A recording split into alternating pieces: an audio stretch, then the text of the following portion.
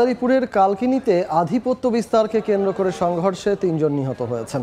বিস্তারিত জানতে ঘটনাস্থলে আছেন সহকর্মী সঞ্জয় কর্মকার অভিজিৎ। সরাসরি চলে যাব তার কাছে। অভিজিৎ, মাদারীপুরের কালকিনির বাসগাড়িতে যে সর্বশেষ ঘটনা, সেই ঘটনায় এখন পর্যন্ত ৩ জন মারা যাবার খবর আমরা পেয়েছি। বাসগাড়ি ইউনিয়নের চেয়ারম্যান মোস্তাফিজুর রহমান সুমন এবং ৮ নং ওয়ার্ডের ইউপি সদস্য আক্তার শিকদারের মধ্যে দীর্ঘদিন বিরোধ চলেছিল যে আধিপত্য নিয়ে। সেই আধিপত্য বিস্তারকে কেন্দ্র করেই ভোরে আজকে সংঘর্ষের ঘটনা ঘটে। সেখানে ইউপি মেম্বার আক্তার শিকদার, তার ছেলে মারুফ এবং সিরাজ চৌকিদার আক্তার শিকদারের অনুসারী এই ৩ জন কে কুপিয়ে হত্যা করা হয়। এছাড়া বেশ কয়েকজন আহত রয়েছে। এলাকায় থমথমে অবস্থা বিরাজ করায় মোতায়েন করা হয়েছে সেনাবাহিনী, র্যাব, পুলিশ সহ আনসার বাহিনীর বিপুল পরিমাণ সদস্য মোতায়েন করা হয়েছে।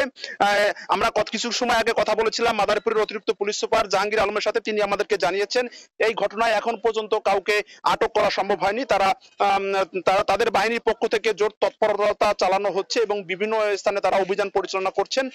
অর্থাৎ এই বাসগাড়ি ইউনিয়নের যে আধিপত্য বিস্তার দীর্ঘদিনের এই ঘটনা, এর আগেও একাধিক হত্যাকাণ্ডের ঘটনা ঘটেছে এবং এই হত্যাকাণ্ডের ঘটনার মামলার আসামি ছিলেন ৮ নম্বর ওয়ার্ডের ইউপি সদস্য আক্তার শিকদার। তিনি এলাকা ছাড়া ছিলেন। তিনি যখন এলাকায় প্রবেশ করতেছিলেন দীর্ঘদিন পরে, এরপরেই যে অপর পক্ষ রয়েছে ইউপি চেয়ারম্যান মোস্তাফিজুর রহমান সুমন, তার লোকজন প্রতিরোধ করে এবং বেশ কয়েকটি হাত বোমা ককটেলের সংঘর্ষের ঘটনা ঘটে।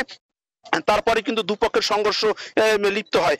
পরবর্তীতে ৩ জনকে কুপিয়ে হত্যা করা হয় এবং স্থানীয়রা আমাদেরকে জানিয়েছেন এই ঘটনার জেরে এলাকায় থমথমে অবস্থা বিরাজ করছে।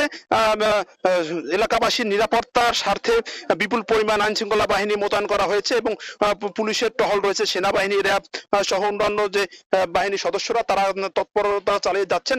ঘটনাস্থলে আমরা কথা বলেছিলাম এলাকাবাসীর সাথে। তারা বলছেন যে গতকালকে আগে আক্তার শিকদারের বসত ঘরে অগ্নিকাণ্ডের ঘটনা ঘটে।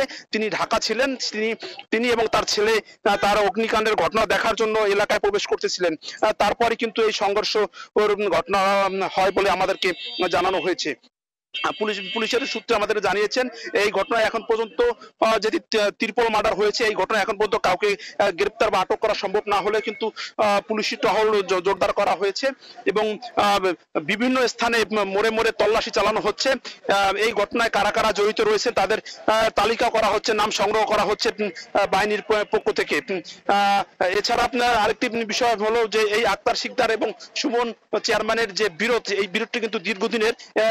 অর্থাৎ ইউপি নির্বাচনের শুরু হওয়ার আগ মুহূর্ত এবং শেষ হওয়ার পরেও কিন্তু এই বিরোধ চলেই থাকে। অর্থাৎ এলাকায় কিন্তু বেশ কয়েকটি সংঘর্ষের ঘটনা ঘটেছে এবং হাত বোমার সহ এর আগে কিন্তু হত্যাকাণ্ডের ঘটনা ঘটেছে। অর্থাৎ আমরা পুলিশ সূত্রে জানতে পেরেছি আক্তার শিকদার একাধিক মামলার আসামি। তিনি একাধিক মামলার আসামি থাকার কারণে কিন্তু এলাকা ছাড়া ছিলেন এবং তিনি যখন এই এলাকায় প্রবেশ করতেছিলেন ঠিক সেই মুহূর্তে কিন্তু অপরপক্ষ মোস্তাফিজুর রহমান সুমনের লোকজন কিন্তু এই হামলা চালিয়েছে বলে পুলিশ সূত্রে যেমন জানিয়েছে এবং নিহতের যে স্বজনরা রয়েছে তারাও কিন্তু আমাদের একইভাবে এই তথ্য আমাদেরকে জানিয়েছেন। তারা দাবি করেছেন যে একসাথে যেহেতু ত্রিপল মার্ডার হয়েছে, এলাকাবাসী এবং স্বজনরা দাবি করেছেন একসাথে যেহেতু ত্রিপল মার্ডার হয়েছে, এই ঘটনার সাথে যারা জড়িত তাদের দ্রুত চিহ্নিত করা হোক এবং আইনের আওতায় আনা হোক। তো এই ছিল আমার কাছে মাদারীপুরের কালকিনির বাসগাড়ি ইউনিয়নের যে ভোরে যে হত্যাকাণ্ড হয়েছে তার সবশেষ। মাদারীপুরের কালকিনি থেকে আমাদের সঙ্গে